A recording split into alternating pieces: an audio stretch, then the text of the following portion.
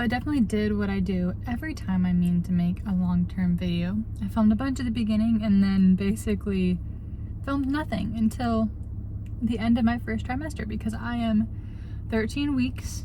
I was 13 weeks on Wednesday. It's Friday today, and basically didn't film anything from the time I found out I was actually pregnant until now. I filmed before I found out that I was pregnant, but anyway, here we are. I think it's a combination of my busy work schedule. I was gone in Yorktown, Virginia for 3 weeks for training. Just got back from that. So I'm finally getting an ultrasound. That's where I'm at today. So I have yet to really get any pictures of baby. I saw baby once on the ultrasound screen at my first appointment, but it was very brief just to see the heartbeat. And other than that, I don't have any physical pictures printed out or anything. So I'm excited for that. And I definitely have some updates. I feel like first trimester overall, like, zoomed by. It went by so fast, and compared to my last pregnancy, it was a breeze. Now, when I say it's a breeze, I don't mean it's a breeze compared to like everyday life. It was definitely still exhausting. I was really tired, especially with my 5 a.m. work start time and everything. And I definitely got nauseous, but compared to last time, it was nowhere near as bad, and I was never on medication like I was pretty much my entire pregnancy last time. And I only threw up twice, which last time I threw up like at least once a day, twice a day, one time 8 times a day. So contrast, 10 times better. The 2 times I did throw up, the first time was right after eating a piece of Costco cheese pizza. I threw up in the shower actually, which is just not great, but I definitely could tell this pregnancy that when I eat junk, then I feel like junk. And I tried to actually make adjustments in that regard this time around. It's still not easy. You still just feel like eating junk food, and I still just feel like eating out. But overall, my protein intake has been much higher than last time around. I don't just rely on carbs to get me through the day. I probably eat like 5 little like meat sticks a day. The second time I threw up was in the middle of the day, and I hadn't eaten anything. And this time around, I was really diligent about pretty much eating every hour. After like the first couple weeks, I realized that it was up to me to make a choice if I was going to do things that I know would help, even though they take effort. But once you do it, once you commit to just eating protein, staying active, staying outside, staying moving, I think it makes a world of difference. Plus, obviously having a toddler keeps me moving. Working a busy schedule kept me moving. Being in Yorktown and being able to visit friends, that kept me moving. So overall, things are doing pretty well. Excited to get this ultrasound, and like I said, it's flying by, and so I feel like there's more updates, but that's all I got right now.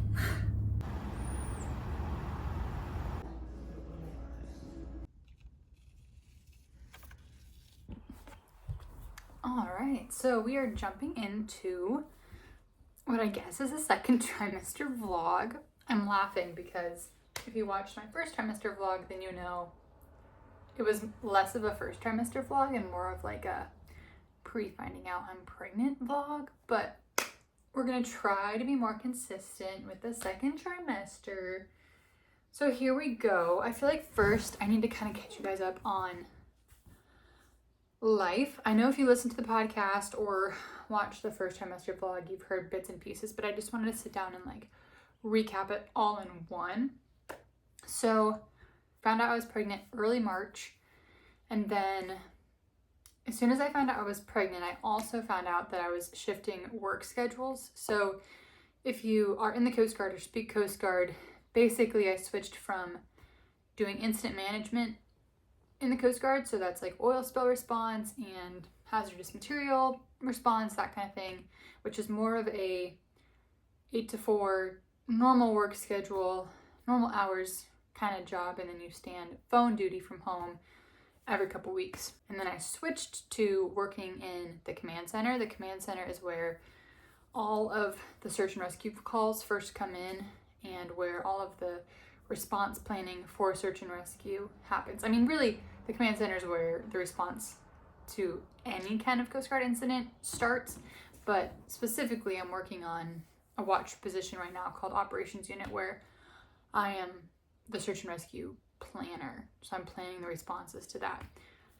Anyway, that job is a duty standing job. So instead of a typical Monday through Friday, 8 to 4 job, it's a 12-hour shift a couple times a week once you get qualified. But up until getting qualified, I've been on what they call a break-in schedule as I get qualified, and that schedule has just been wacko, to say the least. I feel like it really wouldn't be horrible if I wasn't pregnant. Like, this schedule is actually not that bad. It's just first trimester kind of kicked my butt a little bit.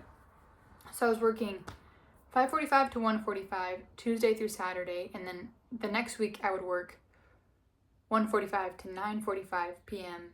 also Tuesday through Saturday. So not only was my week shifted like Tuesday through Saturday, which is just hard to get used to, and it was weird because on Saturdays Nolan was here with Weston and I had Mondays with him, but we only had Sundays together for our weekend. And then the times were just really weird. When I was working in the morning, 5:45 to 1:45, I liked that better, but I'd get home at 1:45 and just be exhausted and feel like I want to take a nap, but then I get home and I'm a full-time mom. And then same thing with the opposite schedule, starting at 1:45, sleep in and everything, but when your toddler wakes up at 6:30 regardless, your day's still full up until 1 p.m. when I had to go to work. So it was just a lot. I think toddler life, working life, all of that is already a lot in general, but then it's already a lot when you're pregnant, and the two combined, it has just been tough. And then to throw another level on top of that, the last 3 weeks up until now, I was at a Coast Guard training center in Yorktown, Virginia, for the position that I'm working towards. So I was gone for 3 weeks. I came back and saw the boys on the weekend, but that was a good change of pace in one sense because it was a typical 8 to 4, and I got to see a lot of my friends down in Virginia, and so it was really filling that way. I got fellowship with other women, which I don't have a lot of time for these days, and the class was really good. I feel more confident going back to work now. But of course, missing Weston and Nolan was hard, and that was the first time I'd really left him long term like that, which, we'll talk about probably on the podcast more. But anyway, that was the last 3 weeks. I think I'm starting to get my energy back. I feel pretty good. I think the class helped me catch up on some sleep, and I just feel like I'm 13 weeks and 5 days is what my ultrasound said today. So I'm feeling that second trimester energy way sooner than I did last go around. I feel like none of my symptoms seemed to wane until like at least the third trimester. So I'm feeling great. And now I get home and I'm just like, everything needs to be cleaned up. I'm just like ready for a reset. My room, this is just our room. Everything's just all over the place. And again, with the busy work schedule, toddler, everything just seems like a mess, and I feel like I'm out of control. And that feeling is okay because I know the Lord's in control, but also I'm like ready to get a handle on things again, and I'm feeling motivated to like get a good workout schedule, get a good meal plan going. Right now I'm going through Weston's old clothes, trying to figure out what I want to keep, what I want to get rid of, and how to organize it all. Because if baby's a boy, easy, pull everything out. If baby's a girl, I may or may not have a few things that I've just like grabbed that I know I love over the last couple months. I really have no inkling, and we're trying. I don't know if we're gonna find out this time. We didn't find out with Weston, but Nolan this time isn't as strong on not finding out, so I'm trying to figure out if I want to find out myself. I don't know. I think I just like being different and not finding out the gender. And honestly, the pregnancy is going by so fast so far. I feel like we're just going to get to the end and not having made a decision, and then just we'll find out when the baby's born. My parents and my family and a lot of my friends would love if I found out. But anyway, so that's where we're at. We are almost 14 weeks. Feeling some energy, feeling ready to go back to, well, not ready to go back to work, but ready to go and push hard for this qualification so we can get that wrapped up before a busy spring and summer. My brother-in-law's getting married, my sister's getting married in Hawaii, so we just got a lot of fun stuff coming up. I want to get work settled, I want to do my due diligence to get qualified, and then I want to get the house cleaned up, I want to get my life cleaned up, I want to get things back on track, I want to get the podcast back on track. Like, there's so many things. I'm just ready. So this is step number one. I wrote a to-do list and we're just slowly checking things off. I cut Weston's hair this morning. That was on my to-do list. Now we're going through this bin of clothes and I'll feel like I checked another thing off. We got limited time because it's nap time. And then we'll go outside, maybe get a workout, but hopefully I film some more clips than I did first trimester, second trimester.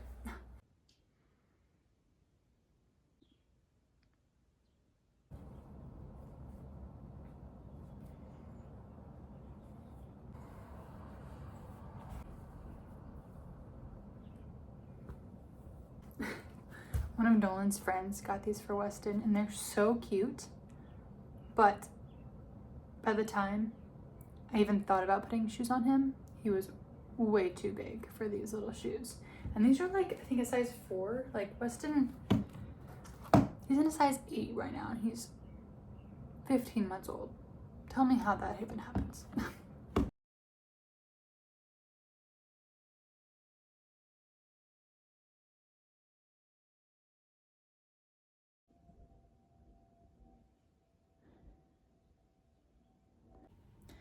Okay, we're making progress, which is good because we're at the end of nap time here soon. But so just to paint you a picture, Weston is almost 16 months and he is wearing 3T clothes. So basically the way that clothing went for us is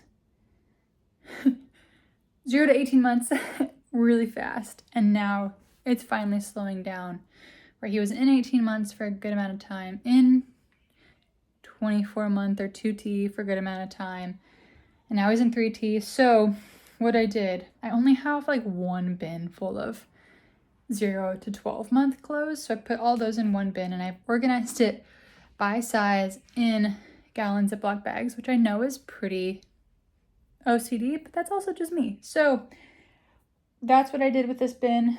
And then I have some other newborn stuff like jackets and socks and binkies and that kind of thing in this bin, and then I'll fill another bin with everything 12-month and beyond. So this is what it looks like. Again, kind of OCD, but it works up newborn to 0 to 3, 3 to 6, 6 to 9, and then 12-month stuff. So that all fits in there. I try not to keep too many things. I only keep what I love because I know that I'm going to want to buy more and I'm going to be gifted more. And I just know that that's part of it. So I only keep the stuff that I loved reaching for to put him in. Like if it was too inconvenient because there's too many buttons, or if I didn't love how it looked, I don't know. I only kept the stuff that I loved. And then I have this like small bag of girl stuff that's just like sitting here waiting for whenever we have a girl. But this is all our boy stuff. I feel proud of how it's organized.